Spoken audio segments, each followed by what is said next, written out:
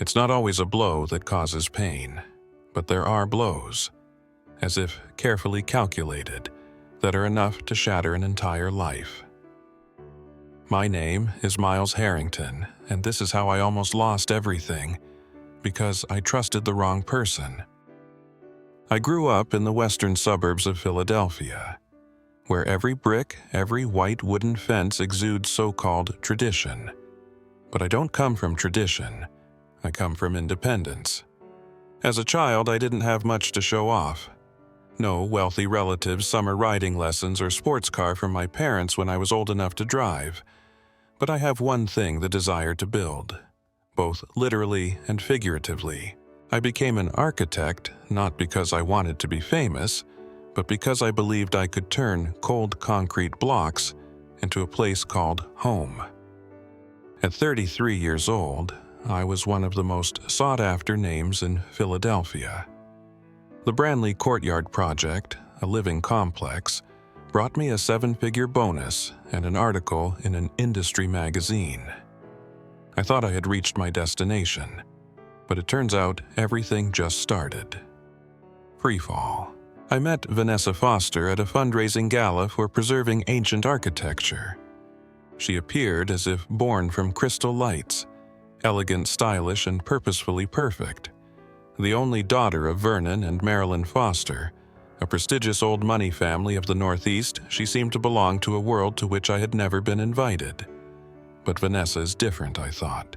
Not because of her gentle gaze, but because she asked me a question no one had ever asked. You build a house for someone else. What about a house for yourself? What does it look like? We got married after 14 months of dating. The wedding was held at the Foster family's lakeside estate, where I heard them affectionately call me self-made architect. Under the sounds of congratulations and glasses of champagne, I told myself I have entered a kind family. But there's something in Vernon Foster's eyes that has never made me comfortable. He shook my hand like he would a reluctant partner. I once heard him tell a friend at a charity auction, "My son-in-law, he's better off because he's smart. But intelligence doesn't make blood." 2 years after the wedding, I finished building my dream house in Chestnut Hill, a house completely designed by me without a single extra detail. But then Vanessa said, "My parents say the interior is a bit cold. They want to redo it a bit." I nodded. Nothing else, just decoration. I didn't notice my favorite armchair disappear.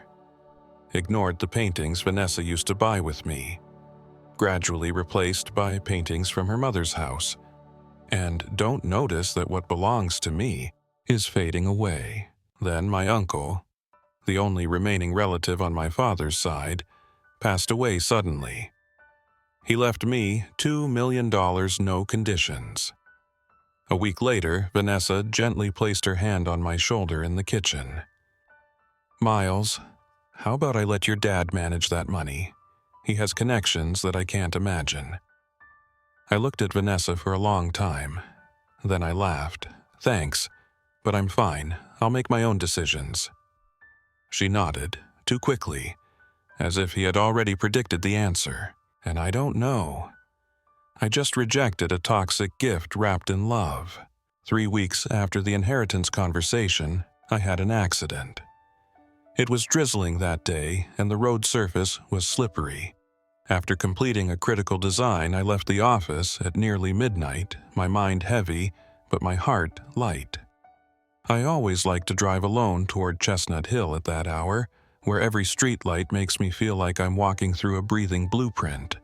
But that night, the car made a strange sound, a metallic crunch when I hit the brakes on a hill.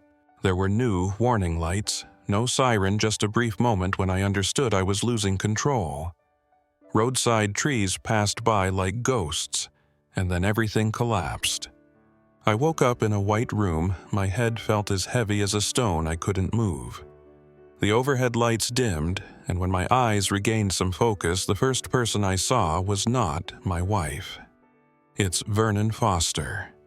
He sat by the bed neatly dressed as if he had just left the conference room, his hands neatly placed on his knees. "Vanessa was too tired to stay, but everything is under control," he said, putting a stack of papers on the side table. I didn't understand anything, but he continued. Vanessa signed a temporary power of attorney for us to protect your assets, just as a backup measure until you get better. I didn't sign anything. At least I don't remember doing so. But my head was still so thick with drugs, I couldn't tell what was real and what was delusion. From that moment, I know I no longer possess anything, except the new scar on my head and the doubt in my heart.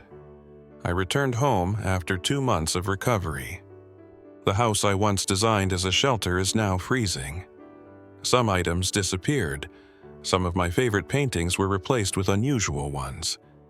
Vanessa was still gentle and thoughtful, but her eyes avoided me. Conversations about money become brief and avoidant. I started to pay attention to small details. She often took her phone to the toilet, frequently laughed while texting, but never showed it to me. Then one evening, while she was fast asleep, I found a minor key in an old jewelry box. The key opened a desk drawer that I thought was abandoned. Inside were bank statements, tax documents, investment records, and the name of a strange company, Prescott & Associates. I had never heard Vanessa mention this name, but the transfer came from my account. The numbers are regular every month. At that moment, I didn't feel angry, I just felt cold. I called Lloyd Carver the next morning. He's one of the few old friends I still keep in touch with, a prominent litigator whose Rittenhouse Square apartment I helped redesign. When he finished listening, he said briefly, "You need me wherever you want. But if this is true, you will need one more person." Geneva Washington entered my life like an autumn breeze, quiet, sharp, and never skimping on details. In 3 days, she identified the entire chain of money transfers from my account through Vernon Foster's company, and from there distributed to many other shell companies. The name Owen Prescott appears on 3 of the relevant documents. A week later, Geneva showed me photos of Vanessa and Owen, holding hands at a resort in California. The day the photo was taken was the week I was still in a coma. I don't ask. I don't need confirmation. I just looked at her that evening when she asked me if I wanted more soup and answered with a lighthearted, "Next week I'm going to Arizona to visit my mother. Can you take me to the airport?" She nodded and kissed my forehead like always. As for me, when standing in the domestic terminal lobby, I did not get on the plane. I turned left past the baggage area and straight to the parking lot where Lloyd was waiting. Inside the silver car, I opened my laptop. Geneva is on a video call, and we started planning. From that day on, every morning I woke up as if I were living in a reverse blueprint. Every detail, every number, every breath of the person living in the same house was data. No more emotions, no more hope, just observation. I record all actions. Vanessa didn't know anything. She still goes out 2 evenings weekly citing yoga and meditation. I don't ask, but Geneva followed. She sent me the GPS location, close-up photos, and the recording from the microphone in Vanessa's bag, which I exchanged for her on her late wedding anniversary a few weeks ago. I heard her calling Owen love in the middle of a romantic dinner, while Owen whispered, "Just wait 2 more weeks, then everything will be ours." Not only did that sentence squeeze my throat, but it also caused Lloyd to pause the recording. This is not just a scam. This is an organized conspiracy. If they said 2 more weeks, they are preparing to withdraw the rest. And sure enough, Geneva discovered another plan to transfer the house I was living in my name, to a newly opened limited liability company with shares of Marilyn Foster, my mother-in-law. It was all signed under temporary authorization. An authorization I don't remember ever authorizing. And now, each passing day is a countdown clock. I don't eat or sleep much, just work. Geneva camped out at Lloyd's office, tracing every transaction over the past year. Lloyd contacted a federal prosecutor, an old friend who had investigated large-scale financial fraud cases. But the most essential part of the plan came from someone I didn't expect. Dorothy, the Foster family's longtime housekeeper, a dark-skinned woman with a slightly stooped gait but razor-sharp eyes. One day, Geneva came to the estate looking for a way to penetrate the internal network system, and Dorothy was the one who invited her in through the back door. And not only that, Dorothy also gave Geneva a USB. Inside was a recording of an evening last month when Vernon, Marilyn, Vanessa, and Owen were drinking in the office. Suddenly, Vanessa's voice rang out tired and bitter. "He's still alive.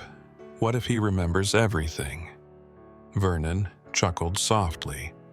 "So, we're one step ahead. He's always a step behind. Being an architect, he's always daydreaming." The sound of glasses clinking together. Marilyn's voice whispered, "Just need to complete the transfer." And then the sound of a lighter, the sound of someone sucking deeply silence. Geneva interrupted the recording and looked at me. "You don't need to say anything. But now we have everything." I looked at photos, chats, bank records, Dorothy's handwritten statement, and a technical diagram of the breaks that my uncle had emailed to an engineer before he died of a heart attack. In that email, my uncle wrote, "Something is wrong.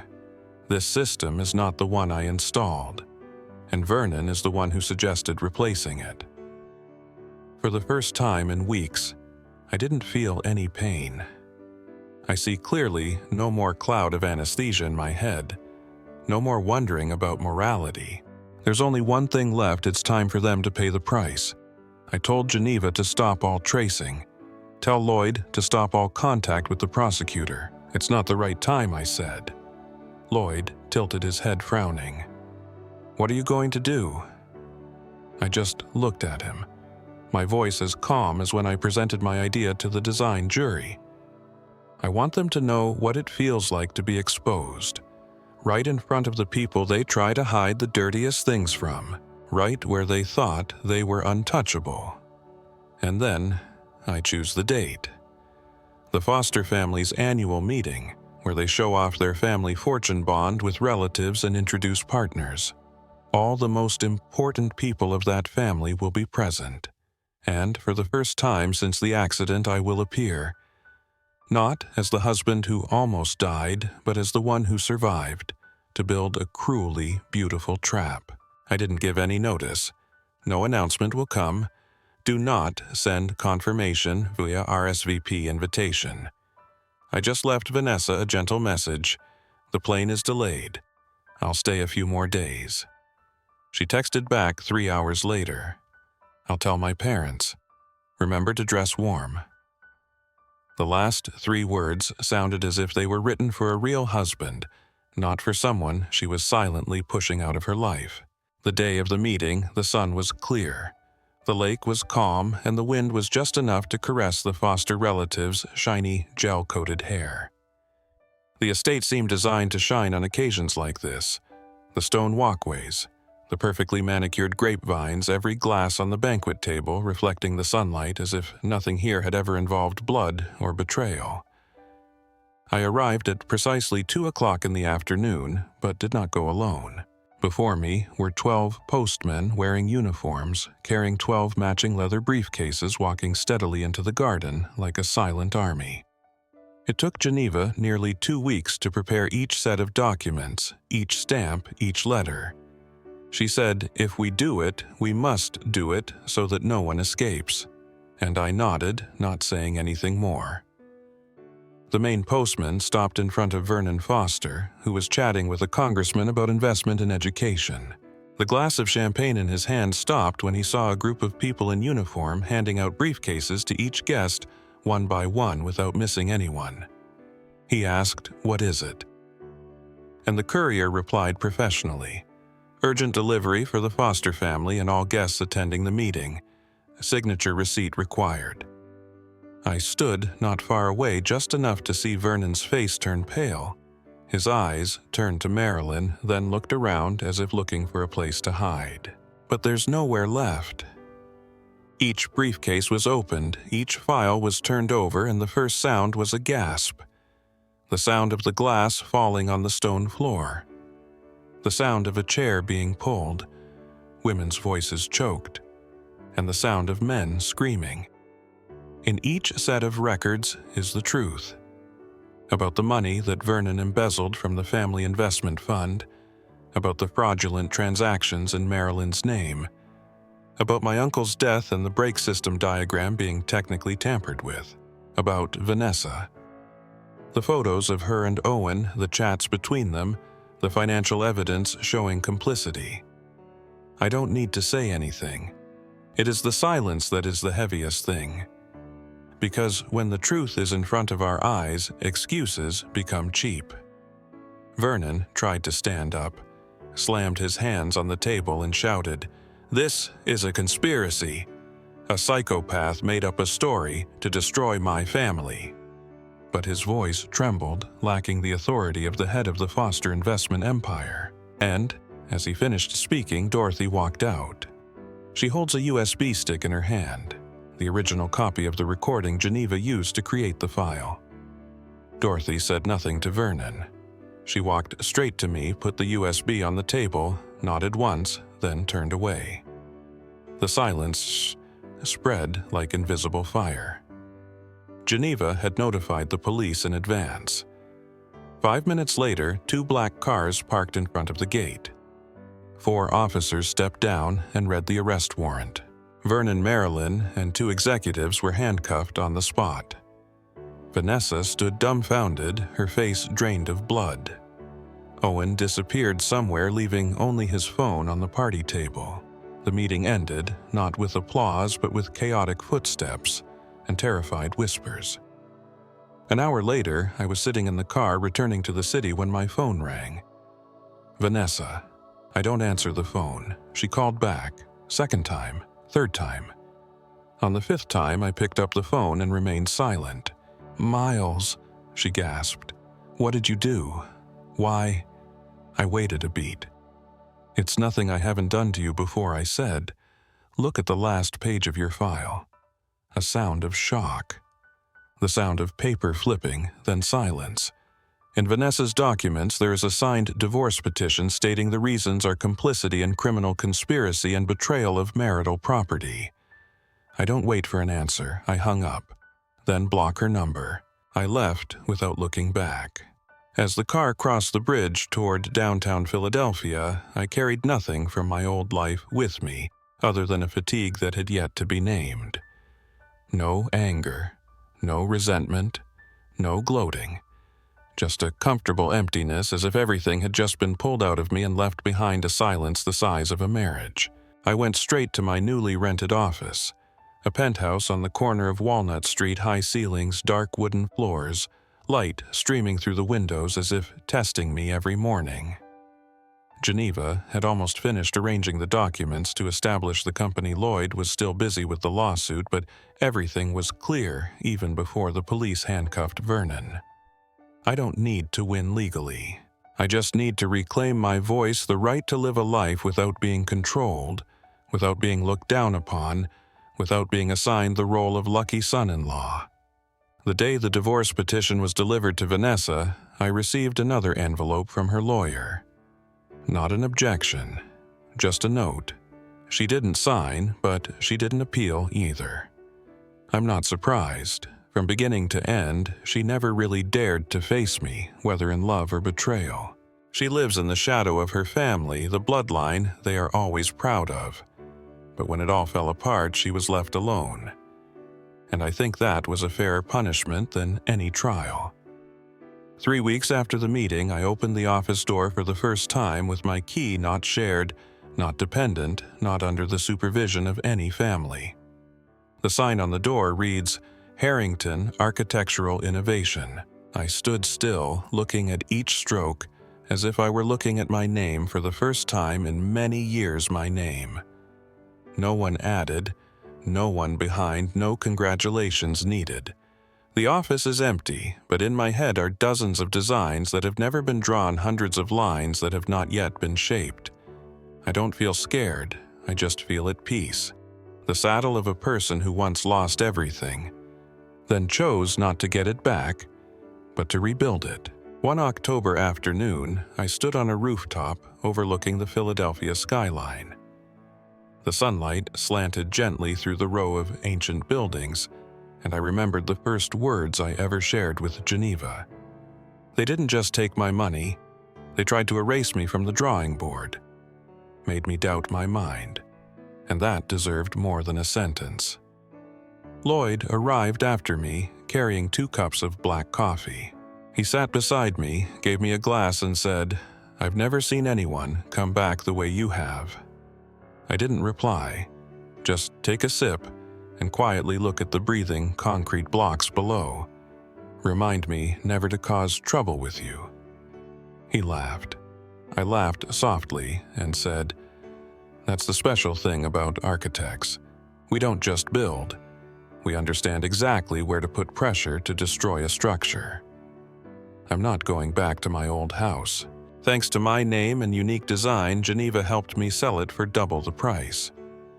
I didn't keep any items besides the metal pen my uncle gave me when I graduated. I put it in a wooden tray on my desk, where I start my day every morning with a blank sheet of paper and a question, what do I want to build today? Not for revenge, not to prove, just to live. And that's something they've never understood. They think taking everything away from me is a victory, but they don't know the most important thing I have is the ability to start again from zero. A year after Foster's arrest, I received a letter from the federal penitentiary, sent from Vernon. The envelope had his name printed, the handwriting still as neat as ever. I read it once, not too fast, not too slow. The content seems like an apology excuse or maybe a last-ditch attempt at reassurance, but I didn't answer. I put it in the shredder without any thought. I don't need to hear anything else from him. No need to close the circle. No need to close. Some stories don't need an ending. They just need to be quiet. I don't know if Vernon ever truly regretted it. It's also unlikely that Vanessa will ever wake up in the middle of the night, look at the empty room, and remember the love that once existed between us, even if only for a moment. Maybe not. In their world, intimacy is only something that can be valued, exchanged, signed, or revoked. But for me, the only thing left is not justice, fame, or even money. It's silence, a type of silence that only people who have been hurt deeply enough can understand. The moment when you stand alone, no one calls, no one needs you, no one controls you anymore, and you find yourself still alive. Doesn't crash, no need to explain. I don't tell this story to gain pity. I don't expect anyone to defend or be angry for me, because I've been through all of those states, and I know anger is a room without windows. I tell it because somewhere out there are people like me who were treated like outsiders in their own family. People who were once deprived of their right to self-determination, looked down upon simply because they did not come from the right place or did not have the right last name. People who gave it their all only to be called lucky. If you're in a similar story, if you've ever asked yourself, am I crazy to feel like I've been lied to by those closest to me? Then the answer is you are not crazy. You're just more awake than they want you to realize. Some wounds cannot be healed with an apology. Some losses cannot be compensated by compensation. And there are breakups, not because you hate them, but because you have learned to love yourself more. I don't know where the future will take me, but every morning when I sit at my desk holding that metal pen, I remember the uncle who believed in me when no one else did. The first person to give me a chance with no conditions attached. He once said, architecture is the art of restoration, of keeping what is worth keeping and removing what is rotten. I thought, maybe life is the same. If you have ever been excluded from your home or pushed to the sidelines in the so-called family parties, do you still want to keep any part of it? Or is it time to design a different life for yourself, where every line is yours? Tell me if you've been through anything like me, or are in the middle of a journey to find yourself, please leave a comment. We may not know each other, but at least you won't be alone. If you are still here listening until the very end, perhaps somewhere in this story you see your image, or of someone you once knew. A person who gave too much, who endured quietly, who was overlooked just because they didn't say anything. If true stories about lost silence and getting up without anyone knowing make you feel comforted or at least understood, then this is the place for you. You can click to follow the channel, not for me, but for yourself, so that every time you feel alone in this noisy world, you know that there is a voice waiting for you to return. And if you have ever experienced a complex story to talk about, leave a comment. We don't need to be strong all the time. Just being heard, seen sometimes, is enough.